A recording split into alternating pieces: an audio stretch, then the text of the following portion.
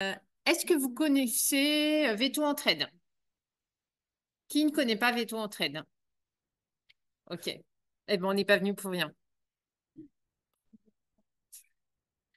Alors, Veto Entraide, c'est qui?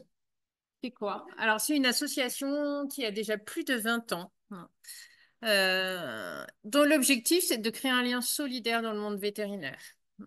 Alors, le cœur battant de l'association, c'est un espace d'écoute, qui est ouvert 24 heures sur 24, 7 jours sur 7. Et qui est une écoute entre pairs, c'est-à-dire que les écoutants et les écoutantes sont vétérinaires, de tous âges, de tous horizons, et ils sont formés à l'écoute empathique. Alors, je ne sais pas si vous savez ce que c'est que l'écoute empathique, un petit peu. En fait, au niveau de l'espace d'écoute, vous n'allez pas recevoir de conseils. On ne va pas vous dire ce qu'il faut que vous fassiez. On est là pour vous écouter.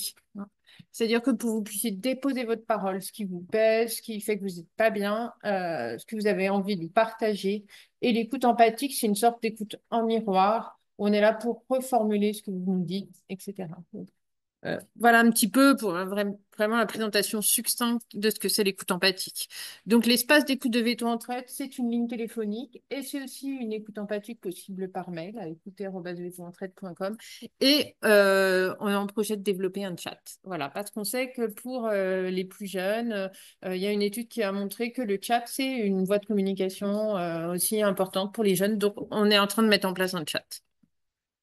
Et c'est aussi, donc Veto Entraide, c'est aussi un groupe fermé, un groupe privé sur Facebook qui regroupe que des vétérinaires. Donc là, on est à peu près 4000 et qui permet en fait de partager de façon anonyme ou non des choses qu'on a envie de partager et où chacun peut commenter avec sa propre parole. Là, c'est pas de l'écoute empathique, hein, mais dans un cadre bienveillant, hein. On veille à ce que les échanges soient bienveillants. Et qu'est-ce que fait Veto Entraide aussi? Donc, on propose, tu étais un peu vite, ou c'est moi qui... Bah non. Bon, enfin voilà, c'était des déjeuners donc thématiques. J'en ai déjà parlé tout à l'heure un petit peu parce que du coup, les replays sont disponibles sur la chaîne YouTube. Donc, on essaye de faire à peu près un déjeuner par mois. Donc, voilà un petit peu les déjeuners qui ont eu lieu ces derniers mois, hein. Donc, vous retrouverez le déjeuner à propos de la thèse de Marianne Jacques, les scopes. Voilà. Et très prochainement, bah, justement, le vendredi 11 avril, on a un déjeuner sur l'écoute empathique. Qu'est-ce que c'est que l'écoute empathique? Voilà, donc Veto Entraide fait des déjeuners, donc disponible en replay sur la chaîne YouTube. Veto Entraide, c'est aussi des prix de thèse. Voilà.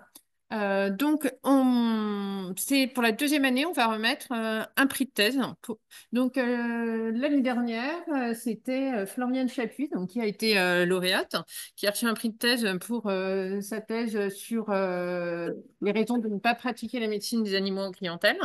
Et on avait eu aussi un coup de cœur au niveau du jury de présélection. Et on avait récompensé aussi la thèse de Lily Marie Chaduc.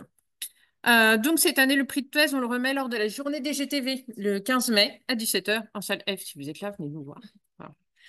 Et donc, actuellement, il y a un jury de présélection qui sélectionne les thèses. Donc, sachez que si vous nous suivez sur les réseaux sociaux, hein, chaque année, on fait un appel à candidature, hein. Et après, donc, il y a un jury de présélection constitué de membres de l'asso qui sélectionne 4 à 5 thèses. Et après, ce sont les adhérents et les adhérentes de l'asso qui vont voter pour leur thèse préférée. Et si le jury de présélection a un petit coup de cœur, bah, il peut y avoir un... Oui, tu avais une question? Donc là, il y en a 4 qui ont été présélectionnés pour cette année. Voilà. Et donc là, les adhérents adhérentes sont en cours de vote, hein. Donc, c'est 1 000 € pour récompenser le ou la lauréate. Et l'année dernière, on a mis 800 € pour le coup de cœur. Alors, en fait, ce prix de thèse, il est né. On a une consoeur qui s'est suicidée il y a quelques années et son frère avait lancé une cagnotte pour, suite à sa disparition. Et il nous a donné le bénéfice de cette cagnotte. Et nous, on a voulu en faire quelque chose en disant que voilà, on voulait donner un sens, que ce soit pas juste une ligne dans la compta, quoi. Et donc, c'est de là qu'est né le prix de thèse de Veto Entraîne. Si vous avez aussi un projet de thèse, contactez-nous, hein. Des fois, on peut se dire, ah, voilà, c'est un projet de thèse en rapport avec les thématiques du mal-être, du bien-être. C'est aussi des choses qu'on peut soutenir. Voilà. Donc, si vous avez des idées, des envies, contactez-nous. Donc, veto entraide, alors, ça s'affiche pas dans l'ordre que je voudrais, hein, mais voilà. On travaille en collaboration aussi avec d'autres partenaires. Et donc, on a travaillé avec le Conseil national de l'ordre pour cofinancer les études sur la santé au travail des vétérinaires, donc qui comporte 3 volets. Donc, il y en a déjà 2 qui sont parus, un en 2022, dont je vous avais déjà parlé tout à l'heure, et puis un en 2024. Hein. Alors, ça parle, elles ont eu un gros impact, hein, ces études, surtout la première, parce que on a quand même, c'est un peu unique en son genre, hein. La profession vétérinaire est assez peu étudiée quand même en sociologie. Et donc d'avoir une étude quand même sur la situation des vétérinaires, la santé au travail des vétérinaires. Enfin moi, pour moi, ça a été le point de départ de ma démarche de vouloir reprendre mes études, de faire un DU d'études sur le genre, parce que ces inégalités femmes-hommes qui étaient révélées dans les études sur la santé au travail, je me suis dit, mais pourquoi quoi? Enfin, qu'est-ce qu'il y a? Pourquoi il y a cette situation-là quoi? Donc voilà, ça parle de burn-out, de troubles somatiques, d'idéation suicidaire, mais aussi ça identifie les principaux facteurs de stress dans la profession vétérinaire. Donc la charge de travail avec les problèmes de conciliation vie professionnelle, vie personnelle, la peur de l'erreur, le travail morcelé, c'est-à-dire le fait d'être interrompu constamment dans son travail. On commence un truc, on a le téléphone, on a notre collègue qui nous demande un truc, le travail morcelé, les tensions avec les collègues, les inquiétudes financières, la confrontation à la souffrance animale, la négligence, la confrontation à la négligence et à la maltraitance de certains propriétaires et la peur des blessures. Donc voilà, ça, c'est les principaux facteurs de stress classés dans l'ordre d'importance.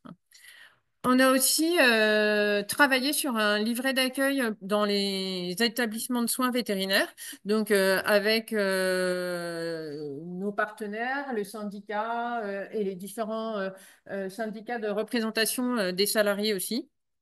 Donc, qui parle de qualité de vie au travail, de prévenir l'apparition des risques psychosociaux, un rappel des obligations principales des employeurs, un guide méthodologique d'accueil.